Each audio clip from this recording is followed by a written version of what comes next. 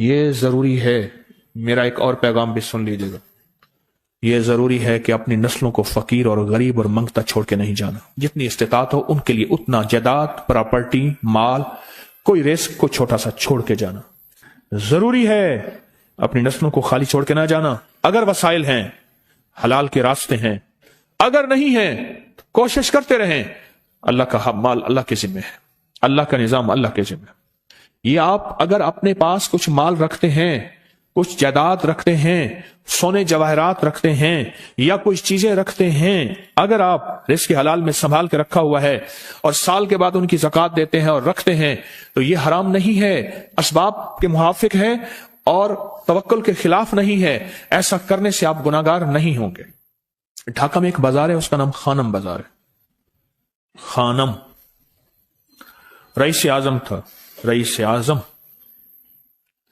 اعظم پر اس نے زکوٰۃ، عشر، ہدیات، صدقات کے لیے اپنا مال محفوظ نہ کر سکا. بہت رئیس تھا. اس کے بارے میں تھا کہ 40 دن تک اگر گھوڑی دن رات دوڑتی رہے، گھوڑا دوڑتا رہے تیز رفتار، اس کی جاگیر ختم نہیں ہوگی. 40 دن 40 راتیں، 40 دن 40 راتیں ختم نہیں ہوگی. باپ کے مرنے کے بعد بیٹی کو ایک چسکا پڑ گیا. وہ تھا کپڑے کے پھاڑنے کی آواز. کپڑا نا پھٹتا ہے تو اس کی ایک آواز ہوتی ہے، بس اس کو آواز اچھی لگتی تھی. تھانوں کے تھان آتے تھے، وہ سارا دن قیمتی بوسکی کے، کرنڈی کے اور قیمتی کپڑے پھاڑتی تھی، اس کو ٹکڑے کرتی تھی. اس کا مشغلہ تھا. اور بیٹے کو مشغلہ یہ پڑ گیا، اس وقت نئی دیا سلائی آئی تھی، یہ ماچس کی ڈبیاں، تیلیاں، وہ ماچس کی ڈبیاں اور تیلیاں جلاتا تھا. اس کا بارود کی بو اسے اچھی لگتی تھی. بارود ہوتے نا، وہ بارود لگا ہوا تھا تو 2 بارود آپس میں ٹکراتے ہیں، شعلہ نکلتا ہے، اس سے بو بھی نکلتی ہے، اس کو بو اچھی لگتی تھی. ایک وقت آیا کہ وہ خالی ہو گیا. اور خانم فارسی کا لفظ اصل میں، وہ ایک اس گلی بازار کے چوراہے میں کھڑی ہوتی تھی ایک جگہ اور بھیک مانگتی تھی، اور اس کے نام پہ خود بازار کا نام خانم بازار پڑ گیا.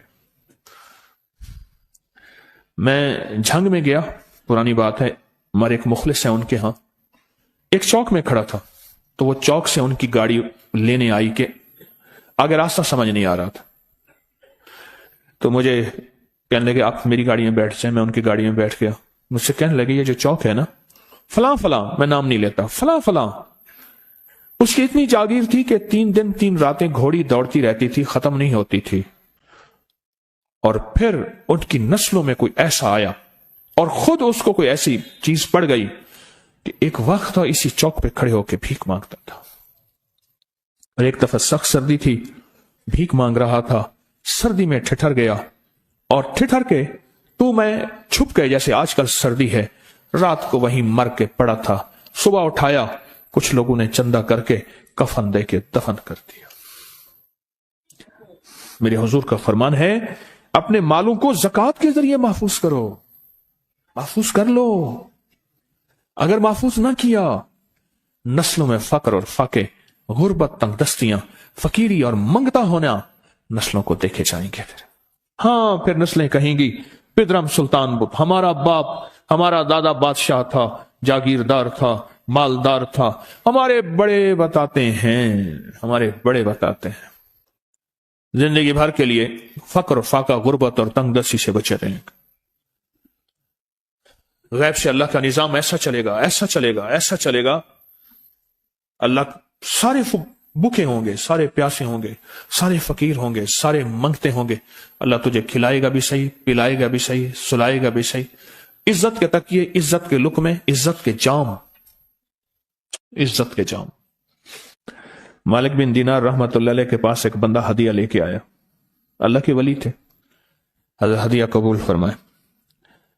آپ قبول فرما لیتے تھے، کسی کا نہیں کرتے تھے. میں نہیں لیتا، تیرا رزق حلال نہیں ہے. دیکھ کے فرما دی، تیرا رزق حلال نہیں. دیکھ کے فرمایا تیرا رزق حلال نہیں. انہیں حضور حلال ہے، فرمایا نہیں ہے. تو اچھا فرمایا ایسا کر، یہ رزق لے جا جو مجھے ہدیہ دیتا ہے، تجھے سب سے زیادہ جو مستحق ضرورت مند ملے اس کو دے، دینے کے بعد پھر اس کا پیچھا کر۔ وہ ان پیسوں سے کرتا کیا ہے؟ اب مرشد کا حکم تھا، فرمان تھا، کیا، دیکھا تو ایک لولا، لنگڑا، اپاہج، معذور، اندھا، کانا، کپڑے خستہ حال، بالکل بے بس، اور بھیک مانگ رہا ہے۔ اس کا دل نرم ہوا اور کہا کہ اس سے بڑا ضرورت مند پھر کوئی نہیں ہے۔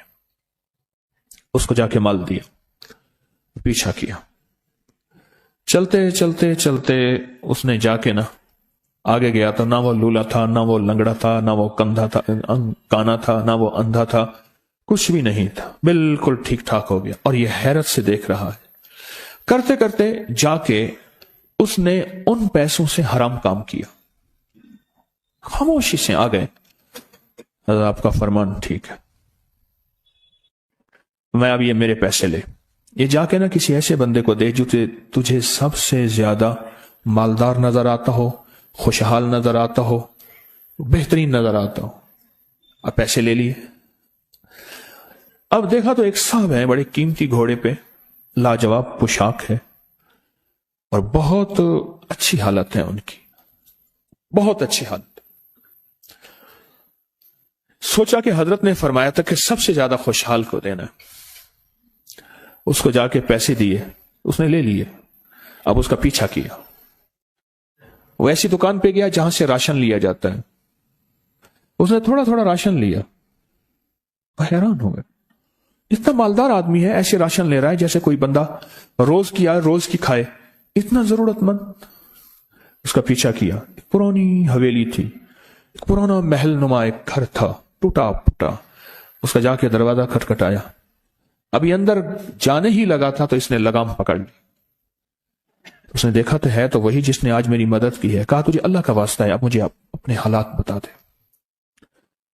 تو کہنے لگا تو نے جس کا واسطہ دیا ہے اور پھر تو نے میری آج مدد کی ہے، میں نے آج تک اپنے حالات کسی کو نہیں بتایا، میں رئیس اعظم تھا، تلک الایام نداولها بین الناس، اللہ کی طرف سے آزمائش آ گئی، اور فقر، فاقہ، غربت، تنگ دستی ختم، ہر چیز ختم ہو گئی۔ کئی دنوں سے میں بھی بھوکا ہوں، میرا گھوڑا بھی بھوکا ہے، اور یہ میں نے کپڑے سنبھال کے رکھے ہوئے ہیں، یہ ایک لباس ہے رکھا ہوا ہے، باہر اسی لباس میں نکلتا ہوں، کسی کو یہ شک نہ پڑ جائے یہ بھوکا ہے، یہ فقر کی حالت میں ہے، یہ غربت کی حالت میں ہے۔ میرے حال سے کوئی سوال کا دروازہ نہ کھولے، غور سے سمجھے گا، میرے حال سے کوئی سوال کا دروازہ نہ کھولے، میں ایسا حال بناؤں لوگ مجھے سوالی سمجھیں، کہ کچھ لوگ زبان سے سوالی نہیں ہوتے۔ میرے آقا کا فرمان ہے، اپنی بیماریوں کا صدقے کے ذریعے علاج کرو، اور صدقہ، یہ سارا واقعہ سنانے کا مقصد، تلاش کرو، زکوٰۃ تلاش کرو، کس کو دینی ہے، کون ضرورت مند ہے، کون ایسا ہے جس کو بظاہر لوگ مالدار سمجھتے ہیں، اندر سے خالی ہے، کھوکھلا ہے۔ ہوا یہ کہ ایک خیر کے کام کے لیے پیسے جمع کرنے تھے، خیر کے کام کے لیے، اس وقت 24,000 تھا، بہت بڑی رقم تھی، 24,000 مجھے چاہیے تھا۔ تو کہنے لگے کہ میں نے سوچ کے کہاں سے لے آؤں، ہے نہیں، روز کماتا ہوں، بچوں ٹھیک ہیں، گھر پل رہا، دودھ لاتا ہوں، بیچتا ہوں، ایک نظام ہے میری، سردی گرمی بارش طوفان کی ترتیب چل رہی ہے، کہاں سے لاؤں؟ کہنے لگے خیال آیا یہ موٹر سائیکل نہ بیچ دوں، فوراً اٹھا موٹر سائیکل لے گیا، غالباً مجھے بتایا کہ 28,000 کا یہ یاما موٹر سائیکل بکا، اور بیچنے کے بعد میں نے اٹھا کے سارے پیسے 24 ادھر دے دیے، باقی رکھ لیے، اب خالی ہو کے بیٹھ کے پھر مصلی بچھا کے اللہ سے مانگنا شروع کر دیا، اور مانگتے مانگتے عالم یہ ہوا کہ میں فقیر ہو گیا۔ اللہ نے مجھے 4 دن آزمایا، اس نے الفاظ جو استعمال کیے نا، پنجابی کا لفظ، وہ اللہ نے 4 دن منو دب کے رکھا۔ ہاں، لاہور کی پنجابی اور فیصل آباد کی پنجابی میں بڑا فرق ہے، فیصل آباد کی پنجابی خالص سکھوں والی پنجابی ہے، لاہور کی پنجابی میں بڑا فرق ہے، دب کے رکھا۔ تھوڑا سا آزمائش آتی ہے، اللہ دیکھتا ہے کچا ہے یا پکا ہے. کہا بس اس کے بعد میں نے اللہ سے کہا اللہ طارق بن زیاد نے ساری کشتیاں جلا دی تھیں اور کہا کہو اب بتاؤ اپنی فوجوں کو کہاں بھاگو گے؟ ادھر بھی موت ہے ادھر بھی موت ہے، پھر لڑتے لڑتے مر جاؤ. پیچھے سمندر کی موت ٹھیک اور آگے دشمن کی موت ہے، کشتیاں ساری آگ لگوا دی. آپ کرو بولو کیا کرو گے؟ بولو کیا کرو گے؟ اللہ نے سارا نظام فتح دے دی، کامیابی دے دی اور کہا پھر اللہ نے میرے لیے جو دروازے رزق کے کھولے ہیں، اب مجھے کوئی بھی چیز ضرورت ہوتی ہے میں گھر کی چیز بیچ دیتا ہوں اور بیچ کے اللہ کے خزانوں میں دیتا ہوں بغیر سوال کے. اس کے الفاظ ہیں، کیا الفاظ ہیں؟ بغیر سوال کے اللہ مجھ پہ رزق کے دروازے کھول دیتا ہے، اللہ میری ضرورتیں پوری کر دیتا ہے، اللہ نے مجھے خوشحالی دی ہے.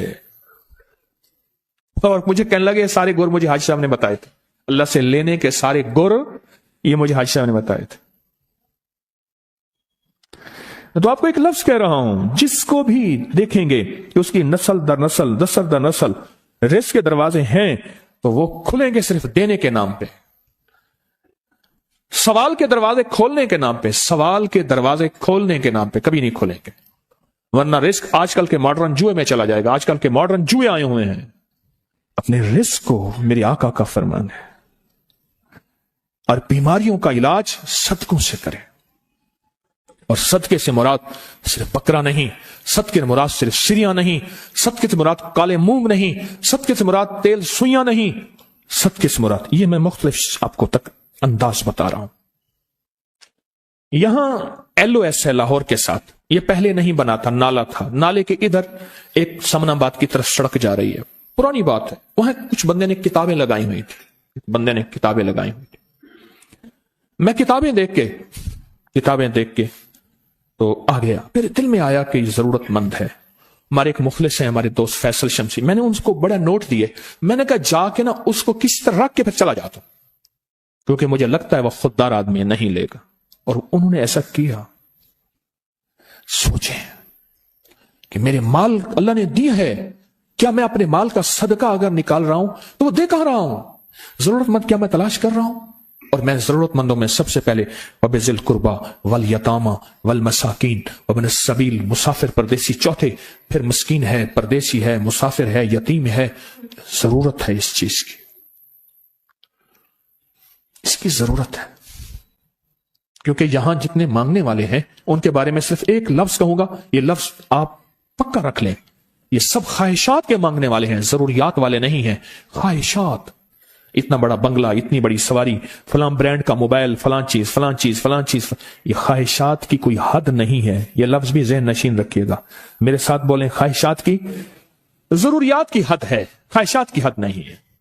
عاجزانہ دعاؤں کے ذریعے اگر اپنی مصیبتیں، اپنی بلائیں، اپنی پریشانیاں اور اپنی تکلیفیں ٹلوانا چاہتے ہیں تو اس کے پیچھے ہمارے ساتھ کون سی دعائیں ہوں؟ عاجزانہ دعائیں، عاجزانہ دعائیں. اور میں امام زین العابدین جب دعائیں مانگتے تھے اور ان کی دعاؤں کے اندر جو درد ہوتا تھا اور غم ہوتا تھا اور ان کی دعاؤں کے اندر جو بلبلانا اور کرب اور تکلیف ہوتی تھی، فرمایا ہنستے اپنی ہنسیاں بھول جاتے تھے، سونے والے سونا ترک کر دیتے تھے، اونگنے والے اونگنا چھوڑ دیتے تھے، اور وہ بھی ان کے ساتھ رونے لگ جاتے تھے. ان کا رونا ہی اتنا تھا، وہ ہنسیاں تو بخشوائی تھی. اور ان کا نام زین العابدین، نام تو ان کا علی ہے، زین العابدین پڑا اس لیے عبادت کرتے کرتے کرتے وہ عبادت گاروں کے امام بن گئے.